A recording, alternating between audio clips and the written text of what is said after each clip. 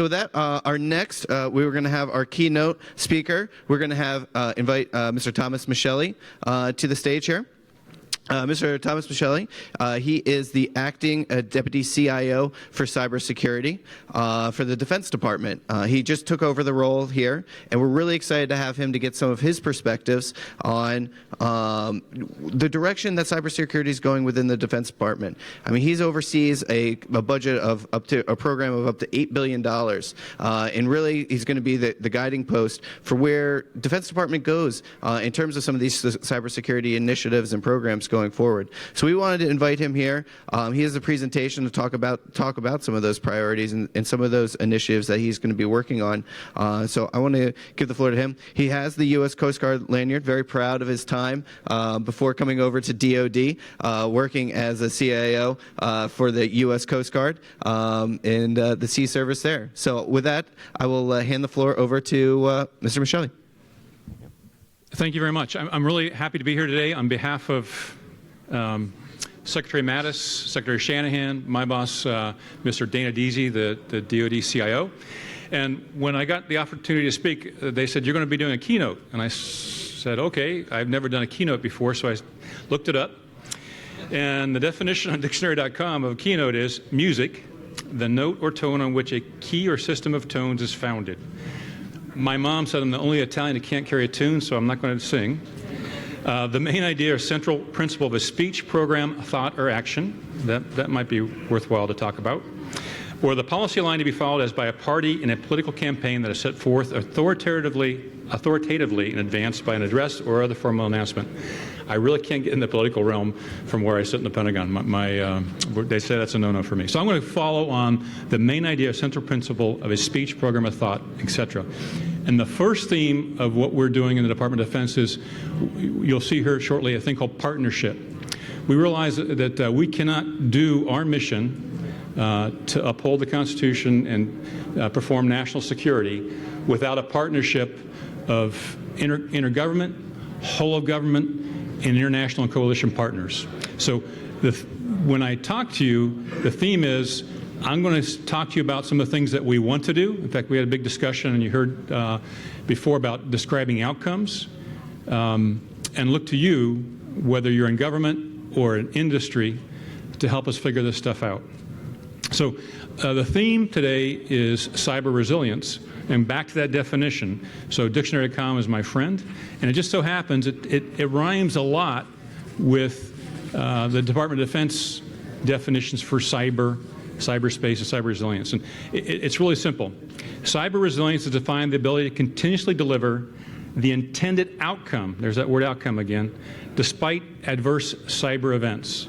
One of the things that you've heard in the last couple of years in the Department of Defense is we put 18-year-olds downrange with weapons and the ability to make decisions on behalf of our national security.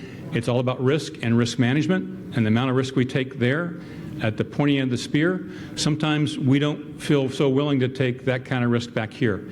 We need to recognize, especially in cyber, that we accept risk every day. There are already folks in our networks and systems.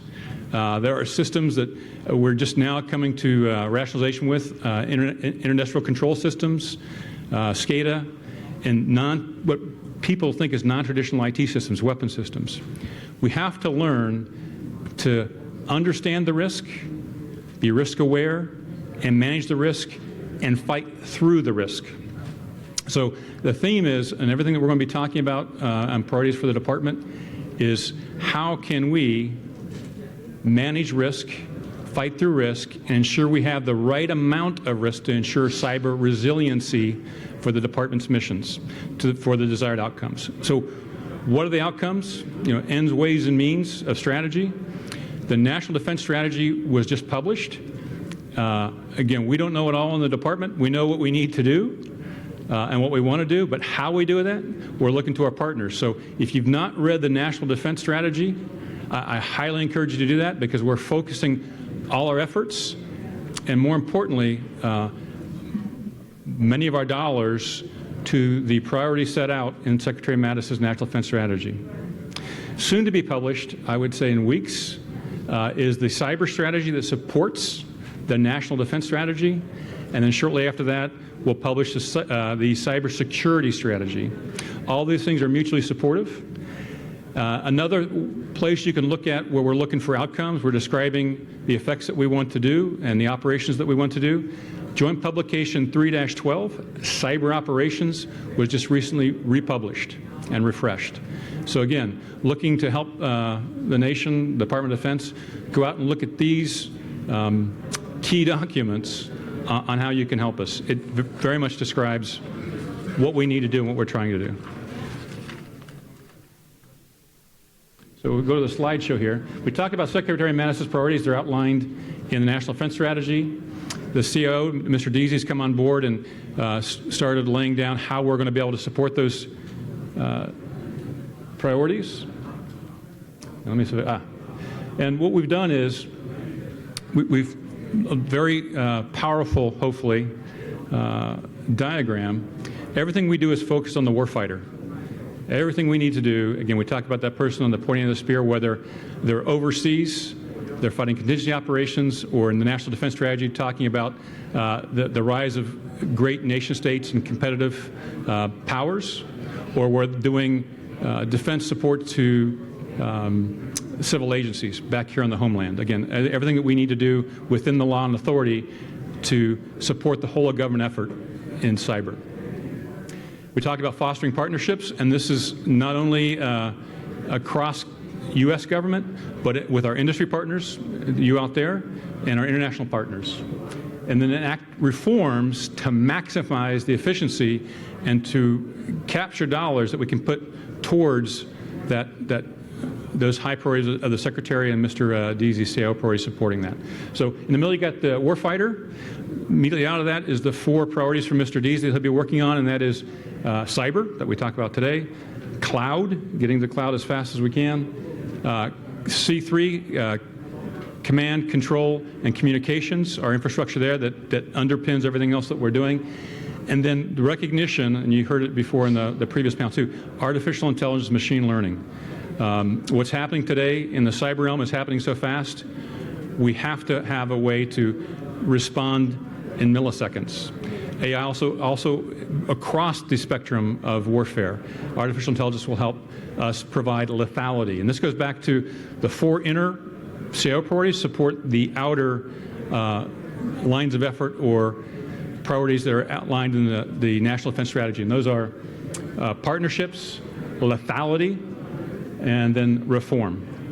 So everything that IT does, everything that we'll be doing in IT and with IT and with cyber are going to support those major themes or strategies, lines of effort that are in the National Defense Strategy.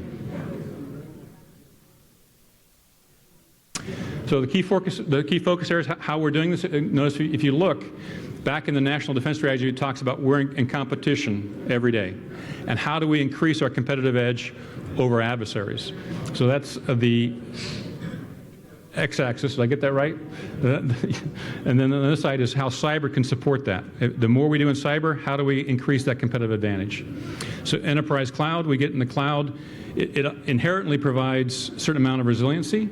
It enables us to perform artificial intelligence in mass of information. And then outside of that, we take that cloud, apply the AI to it, and that improves our command and control. So everything that we do will be focused on those 4 priorities in the CIO shop.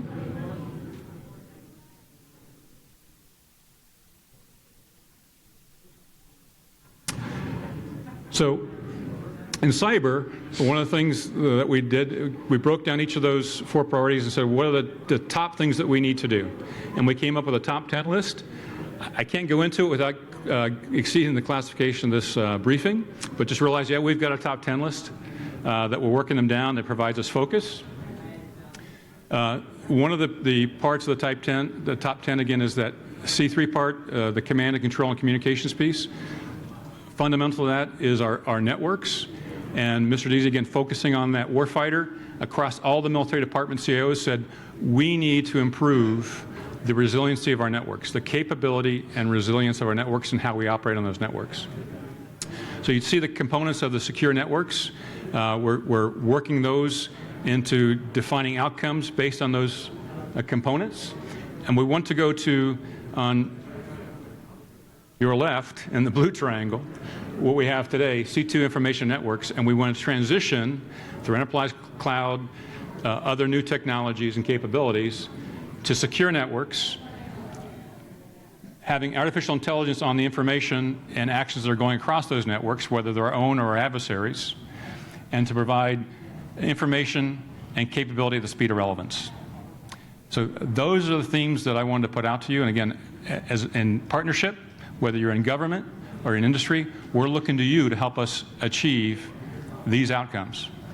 So back to the keynote. The thing is, the keynote speaker provides you themes and messages. So my themes are national defense strategy, the 3 lines of effort, lethality. We want to increase lethality in our competitive edge.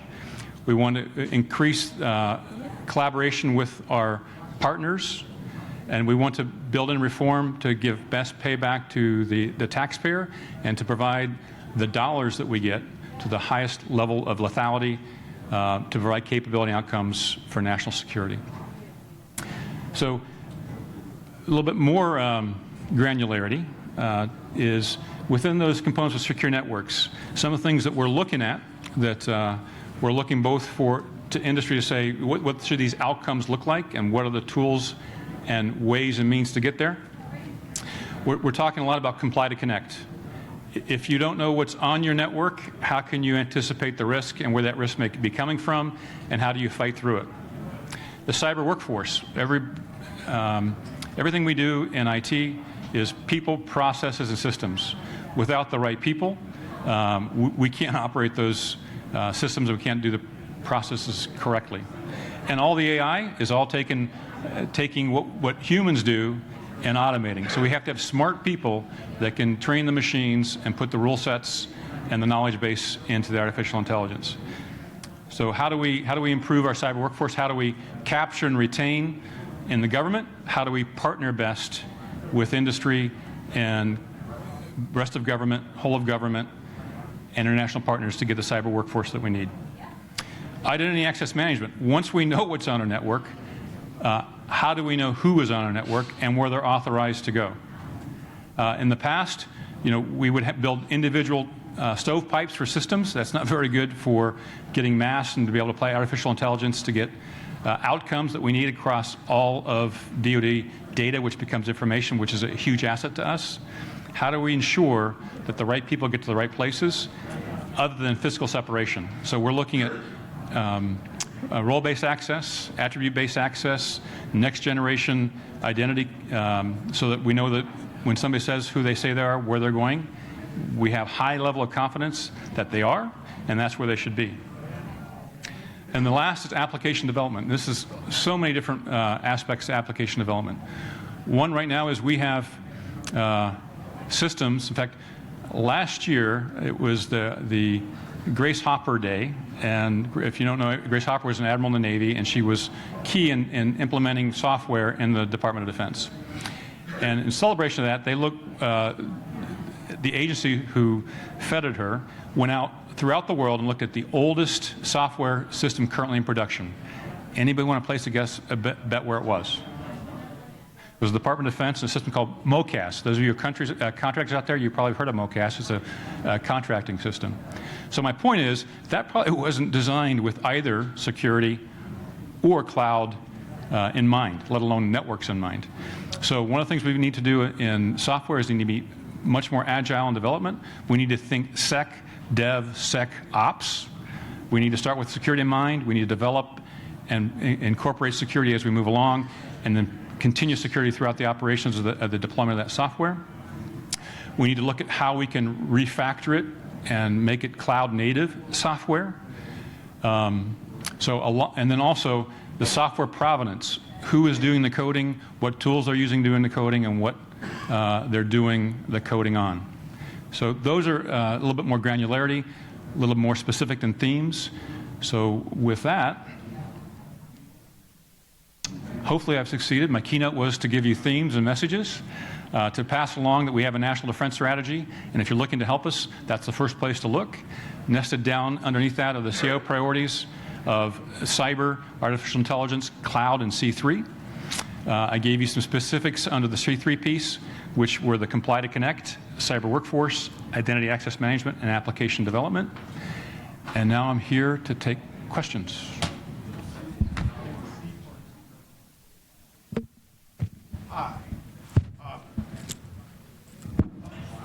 Sorry, we're at the wrong end. Sidney Friedberg, Breaking Defense.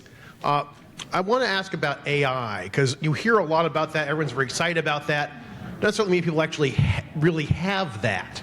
I mean, so how ready for prime time is artificial intelligence for various cybersecurity applications, A?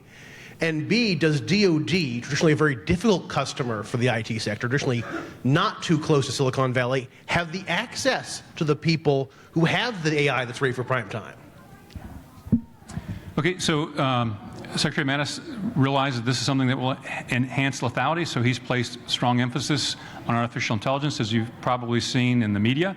He's been out to Silicon Valley several times, as well as other tech corridors in the nation. We are about ready to announce an artificial intelligence strategy. We're setting up several capabilities within the department. Many of the military departments have a person who's focused on artificial intelligence. And I'm tap dancing a little bit here because we're getting ready to make a big announcement that will come out in weeks, and I don't want to get ahead of that announcement. Is that part of the cyber strategy, or in parallel to it, or just within it? It'll be parallel to. The timing will probably be similar.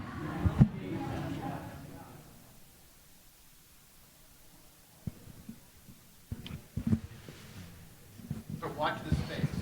Watch the space. Stay tuned. Hi, good morning. Alfredo Diaz from NALPA. My question is, how secure is artificial intelligence versus the cloud, where the artificial intelligence will move to maintain a secure storage? Okay, so I heard two things. How secure is artificial intelligence versus how secure the cloud is, and then something about storage. I didn't hear the last piece. Could you?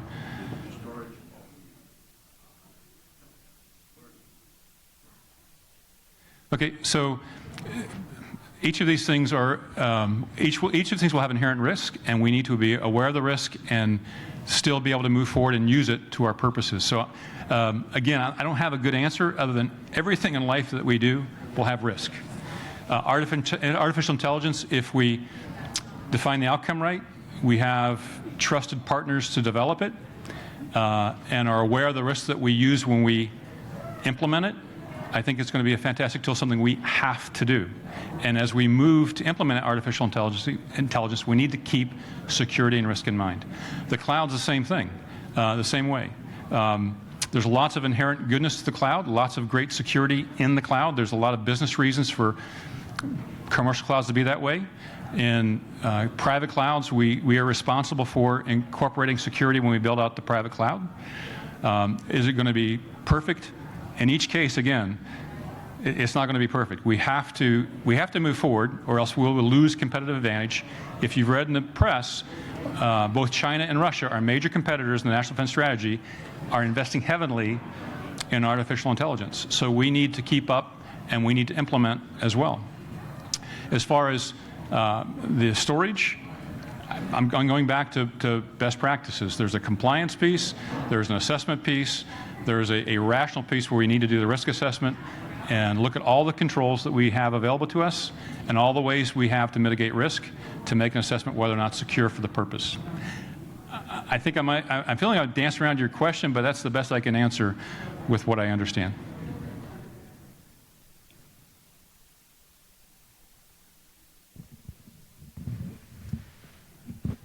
Good morning. My name is Charlie Stone from a company called Mocana.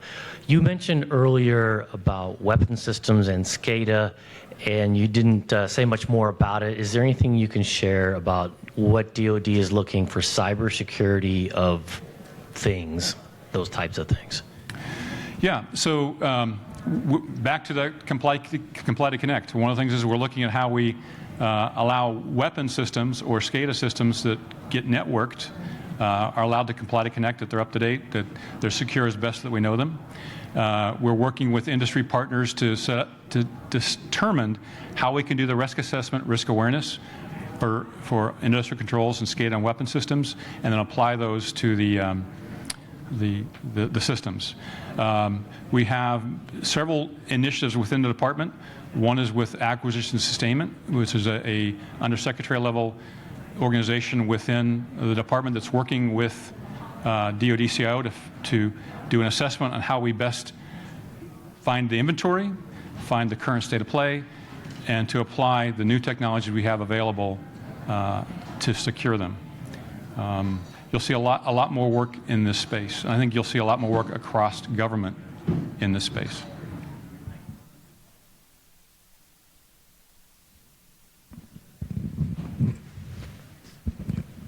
Hey, Justin Doubleday with Inside Defense. I just wanted to ask if there are any updates on how DoD is working with contractors to protect, the data that DoD pushes to them, particularly the sensitive but unclassified data. Yes. So if you haven't heard, there's a organization called the Defense Industrial Base. And this is a voluntary organization. If you're in industry, I highly encourage you to look at it. A brilliant, vivacious, energetic woman works for me, is the lead for the Defense Industrial Base within the DoD-CIO. If you get into this forum, you get threat intelligence from the DoD to help you secure your networks, whether it's for the Department of Defense or for your other customers. We continue to work with industry and our requirements people within the department to incorporate into contracts clauses that require a level of security over Department of Defense information and tech specs such that it protects the outcome that we want and our intellectual property from our adversaries. So look at continuing to reach out to industry, look towards continuing to communicate the control requirements in the DFARS clauses that you may have heard about that flows down not only from the prime contractors, but depending on the work that's being done by subs, all the way down to the subs that are working on those contracts. And if you want engagement, further engagement and participation and input, look at the Defense Industrial Base. If you just Google Defense Industrial Base, it'll get you to the website and tell you how you can help us help the government, our nation.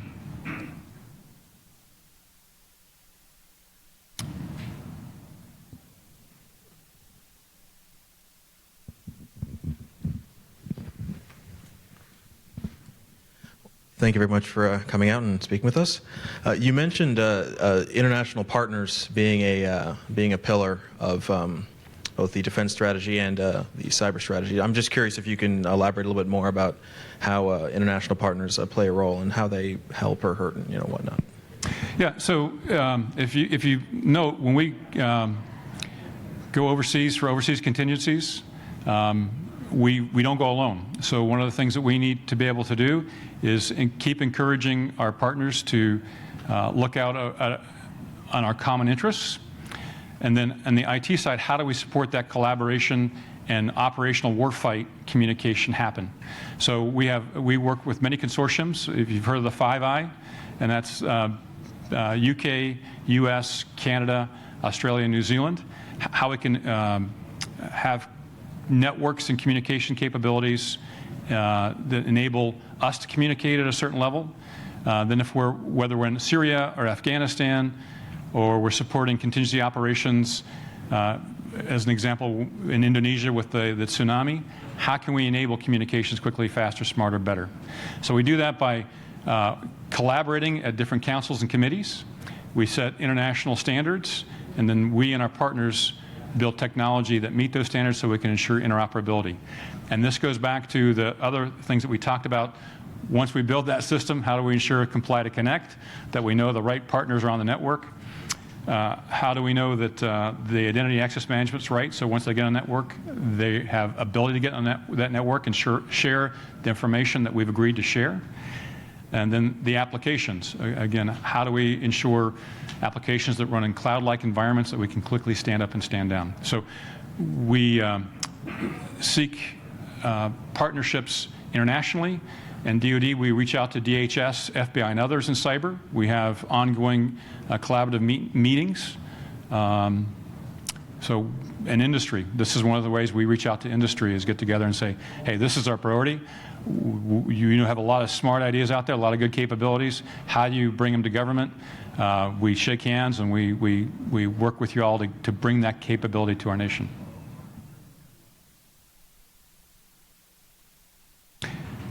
I think the last question, because I think we're a little over time. I don't want to take up the rest of your time. Good morning. As you alluded, the Chinese and the Russians both are trying to be world leaders, especially the Chinese. They've been purported to be spending tens of billions of dollars on AI and want to be world leaders in that. How is the Defense Department responding to that threat? What is your attitude? They're way outspending us. Yeah. So the question was how, spending in AI? Yeah. So again, this goes back to strategy. We prioritize both resources, and when I say resources, both money and people against those strategies. Part of the strategy is competitive advantage. Artificial intelligence is machine learning, as mentioned in the National Defense Strategy. The cyber strategy will talk about AI, and there'll be a parallel AI strategy published shortly. And when you see that, you can see that we're moving dollars and resources to artificial intelligence. So I want to thank you. I'm sorry. Okay. I want to thank you very much. It's an honor again to represent the department, Mr. Deasy, in these forums. Again, I hope you took away the themes that we're looking for. The big one right now is this partnership. As you read the National Defense Strategy, the cyber strategy, AI strategy, cybersecurity strategy when they come out, if you've got capabilities that help us address those, we're eager to hear from you. It's building that partnership. Thank you very much.